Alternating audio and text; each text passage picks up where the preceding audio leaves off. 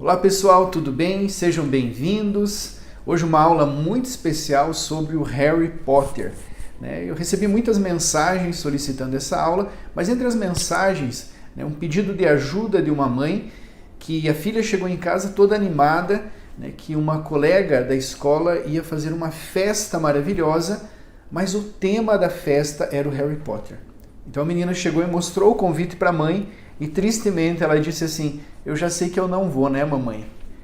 E aí a mãe começou a questionar se era mesmo a questão de proibir de ir, porque o tema vai deixá-la mais curiosa para ler o livro e o livro pode fazer esse mal mesmo à criança. E aí vem o dilema, aí vem a pergunta, mesmo acreditando que o livro, alguns pais, que o livro é ruim, seria o caso de proibir? Seria o caso de não deixar a criança ler, e isso deixar ela ainda mais curiosa? A preocupação desses pais é com a contradição. Às vezes você negar algo não é tão grave para a criança quando a criança pega a contradição dos pais. Como, por exemplo, você proíbe a criança de ver TV, mas o pai assiste futebol no domingo. Isso é uma contradição. Para a criança isso não tem lógica, para o adolescente também não. Então, o livro é proibido, o livro é ruim, mas o livro já vendeu 400 milhões de cópias no mundo inteiro, entre católicos. Tem padres que leem Harry Potter, aí a criança vê que o tio leu Harry Potter, o vô, a avó leram, o primo leu, no colégio todo mundo leu, e aí ele tem uma contradição. E aí o argumento da mãe é: o livro faz mal, o livro é do diabo, o padre disse que o livro é ruim. Esses argumentos têm o seu valor, mas a criança pode enxergar aí uma contradição. Então eu quero convidar vocês a analisarmos a obra friamente, para que a gente possa entender o que é Harry Potter. Primeiramente, o Papa Bento XVI, ele se declarou contra o Harry Potter, mas isso foi antes dele ser Papa, quando ele era ainda o cardeal Ratzinger. Ele falou a seguinte frase: o livro induz a criança a distorcer o cristianismo na alma. Ele diz que o livro seduz sutilmente a criança pela história, mas há ali uma distorção. Porém, na época, houveram cardeais do mesmo nível de Ratzinger que discordaram, porque falaram assim: o livro trata da diferença entre o bem e o mal. E mesmo sendo um tema de uma escola onde as pessoas deveriam ser todas más, porque é uma escola de bruxos, mesmo lá existem os bons e existem os maus. E o livro não corrompe, o livro não leva a criança a um erro moral. Então nós temos duas opiniões. Nós temos muitos padres exorcistas, muitos padres bons, dizendo para não ler o livro. E aí, pesquisando, tentando achar uma luz, tentando achar uma direção para a gente seguir para esse debate, eu encontrei uma revista do padre argentino Javier Ravazzi, um padre muito respeitado na Argentina, muito respeitado aqui no Brasil também. Inclusive brincam que o padre Javier Ravazzi seria o padre Paulo Ricardo da Argentina. Uma maneira de explicar quem é o padre Javier Ravazzi. O padre Javier Ravazzi está em uma entrevista com o doutor Miguel San Martín, um espanhol especialista em literatura. Depois eu posso colocar aqui na descrição para vocês verem este vídeo. E os dois entram no assunto de Harry Potter. E o padre Javier Ravazzi diz: é isso mesmo, é polêmica que nós temos que trazer luz à discussão. Então, eu quero falar para vocês do que falou esse Miguel San Martín, um bom católico, especialista em literatura. Ele diz que o livro pode ser lido com prudência e atenção dos pais, porque isso é melhor do que proibi-lo. Ele disse que o livro não é tão ruim, o livro tem partes boas. O que o livro Harry Potter tem de bom? Um livro, para ser bom, para ser um grande livro, ele tem que ter um elemento moral, ele tem que ter, né, um elemento muitas vezes mítico, ele tem que estar dentro, né, de uma sequência de outras obras, né, como você vai ver, há uma ligação de Ilíada e Odisseia com a Eneida de Virgílio, com os Lusíadas. Você vai ver tem uma ligação, né, do Rei Arthur, né, com várias obras, milhares de obras, né, estão ligadas ao conto do Rei Arthur. Harry Potter não é um épico, não está ligado, né, a nenhuma outra história. Percebe-se que a J.K. Rowling ela lia muito, porque ela copia, né, muitas aventuras, muitas coisas, a gente percebe que são cópias de outros livros. Mas o livro não é profundo, o livro não tem uma mensagem significativa, né? O que torna ele atraente é a aventura e a diversão, né? É um livro, né, para criança que gosta de aventura e para aqueles momentos que a criança quer se divertir. Então, antigamente isso era muito comum porque nós não tínhamos a TV. Então, Alice no País das Maravilhas, por exemplo, ele é um livro para diversão, é um livro para entreter a criança, para ela se divertir mesmo, né? No lugar da TV, a criança lia um livro. Hoje, os pais, né, não precisam mais porque a criança fica muito tempo na TV, infelizmente. Mas o Harry Potter seria um livro apenas para diversão, para divertir a criança. Ele não tem um mal, falando, né, de literatura, falando de pedagogia, ele não tem um mal tão, vamos dizer assim, profundo quanto as pessoas pensam. Porque o medo é de corromper a criança. Mas a criança, o Chesterton vai dizer que a criança não é idiota. Que quando você começa um conto de fada, a criança já sabe que aquilo não é real. O conto de fada dá pistas para a criança, né? Era uma vez, a criança já entender uma vez, não é nesse tempo. Quer dizer, não é uma história verdadeira. Em um lugar tão distante, a criança já entende que está entrando num mundo que não é real, né? Está entrando numa questão imaginária, né? Está entrando no mundo da fantasia. Enfim, a criança sabe que aquela história é inventada, né? E o Chesterton diz assim: ouvi muitas histórias de dragão, mas eu nunca andei na rua com medo de ser engolido por um. Então, tem a magia, tem a bruxaria no livro, mas a criança sabe que aquilo que está acontecendo ali não é real. Eu vou fazer um breve resumo para vocês entenderem. Eu não estou falando que tudo isso são pontos positivos para você ler ou indicar o Harry Potter, né? Eu quero que você entenda qual é o problema dessa obra, né? Além do argumento religioso, que com certeza não vai aceitar algo que tenha bruxaria como uma coisa boa, né?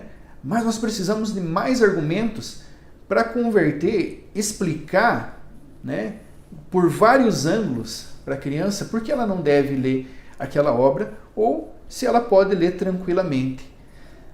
Então, Harry Potter é a história, né, do menino, o Harry.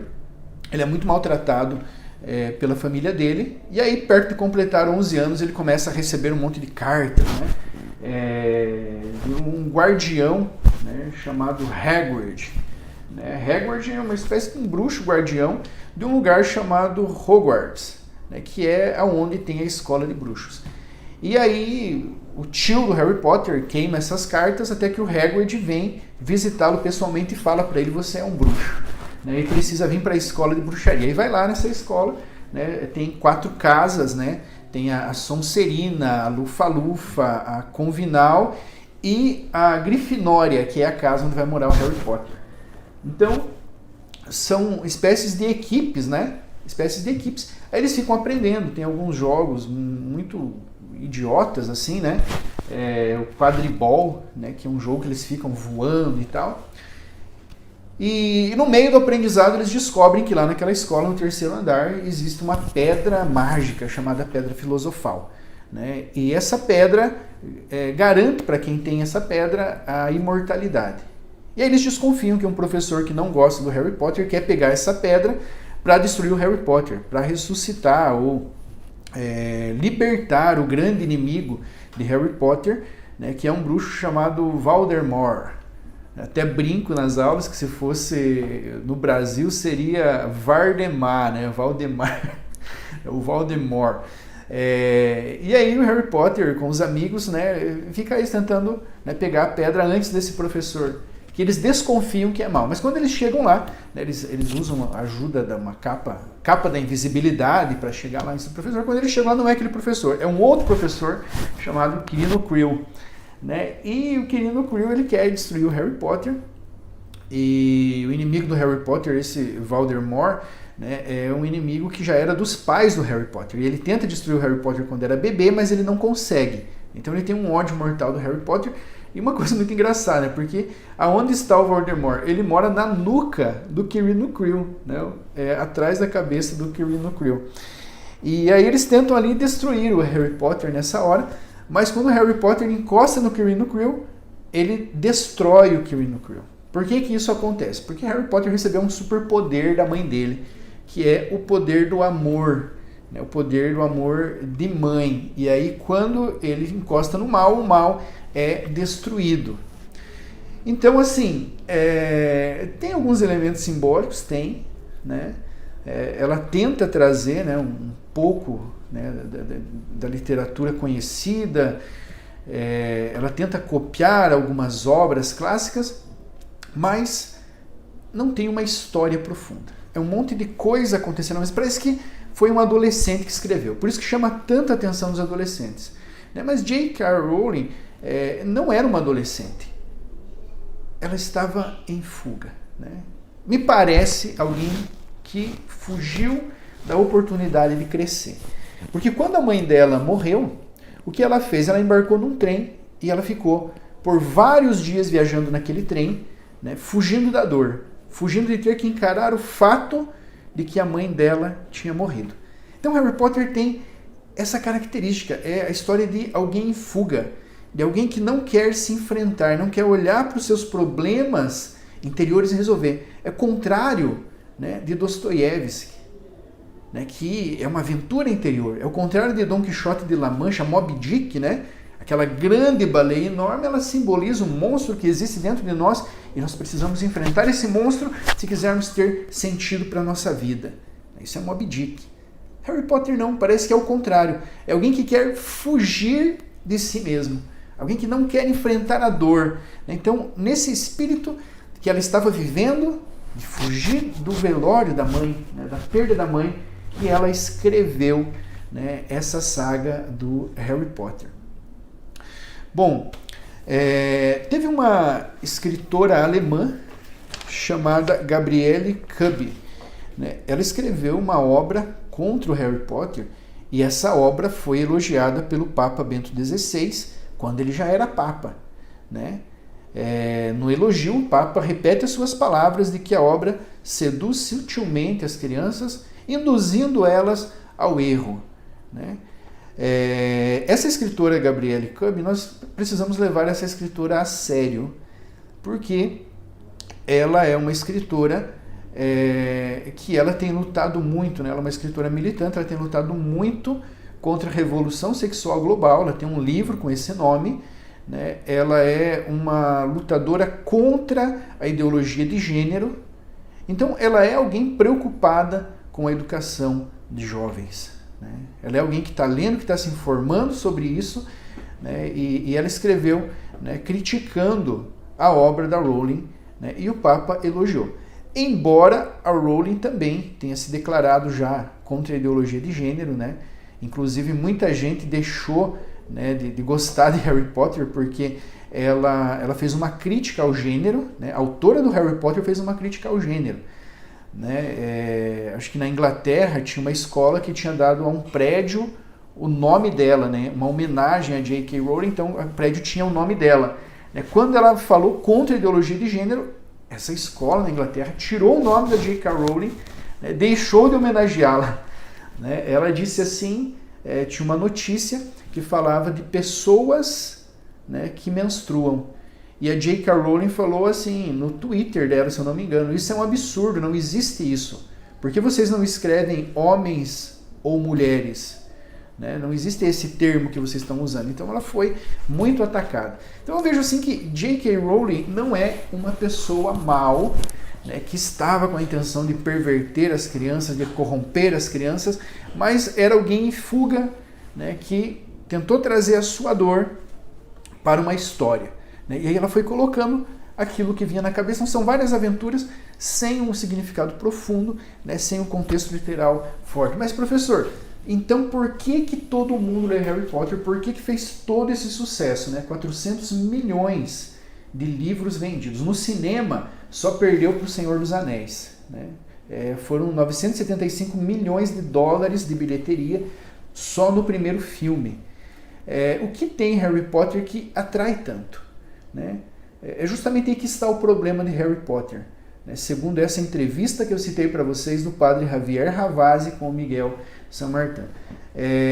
O problema de Harry Potter, ele diz assim, é outro. O problema de Harry Potter é merchandising, né? Ele foi uma experiência, ele foi um livro que eles quiseram testar o poder de fogo de venda pela internet. Então, toda a estratégia de marketing montada de Harry Potter era para ver o quanto a internet conseguia vender um livro sem propaganda na televisão, né, sem outros tipos de mídia, usando apenas a internet. Então eles precisavam de um livro que não fosse muito conhecido e de um livro que não fosse assim maravilhoso, que vendesse por ele mesmo. Como, por exemplo, um livro que faz muito sucesso aí, que é maravilhoso, que vende por ele mesmo, que ao contrário tem um significado profundo, belíssimo, né, que eu recomendo aqui, é O Despertar da Senhorita Prim, um livro que está fazendo muito sucesso aí, né, e eu recomendo 100%, assino embaixo, é um livro maravilhoso. Então esse é um livro maravilhoso, Harry Potter não era. Eles precisavam de um livro como Harry Potter, ou seja, qualquer coisa para a gente ver o quanto a internet consegue manipular as pessoas a comprar uma coisa que elas não conhecem, a comprar uma coisa que elas não querem. Então foi investido milhões nesta estratégia. Para vocês terem ideia, a primeira tiragem de Harry Potter foram só 1.000 cópias. Nenhuma editora queria publicar o livro da Rowling. Ela achou uma editora e uma editora falou o seguinte, a gente imprime só 1.000. Desses 1.000, eles tiveram que doar 500 obras para bibliotecas porque o livro não vendia. Então o livro não era aquela coisa. Então eles fazem esse investimento bilionário em marketing em cima de um livro que poderia ser qualquer um, apenas para ver o quanto conseguimos manipular as pessoas a comprar uma coisa que elas não querem usando apenas estratégias digitais. E aí o livro bombou, né? O livro se espalhou pelo mundo inteiro. E aí tem mais um erro, porque toda propaganda, todo o merchandising não é na história, é na magia. Porque o sobrenatural atrai as pessoas naturalmente. Algumas pessoas são mais inclinadas ao concupiscível, outras ao irascível, né? E a questão do sobrenatural atrai tanto aquelas do concupiscível como aquelas do irascível, todo mundo. É uma sede, né, que nós temos na alma de entender coisas, né, que não são materiais. A igreja tem a mística, né, dos santos, existe a mística. Se você tira a mística, né, da fé, você racionaliza a fé. O milagre, ele é uma mística. Então, o ser humano tem essa sede. E quando nós encontramos isso na igreja, nós estamos buscando a mística certa. Mas quando as pessoas não estão na igreja, então elas vão atrás de outras místicas. Ela tem uma necessidade, né, do sobrenatural. Então o livro, né, tem isso. Então eles pegam só isso, só essa parte do livro. Não é a questão, não é a aventura que é trabalhada, não é a diversão do livro que é trabalhada. Eles pegam apenas a magia e fazem muito merchandising, muita propaganda. Então você que gosta do Harry Potter, você que comprou, espero que você goste, porque o livro, né, é divertido, né, porque tem a aventura, mas eu quero que você reflita quem indicou esse livro para você. O que te levou a comprar esse livro? Foi um grande literato, né, como dá um exemplo que nós temos aqui no Brasil, o Rodrigo Gurgel, foi um grande literato que indicou, né, o próprio Miguel San Martin, um grande literato espanhol, e entre tantos que tem, né, foi algum desses? Foi algum padre, né, considerado que te indicou?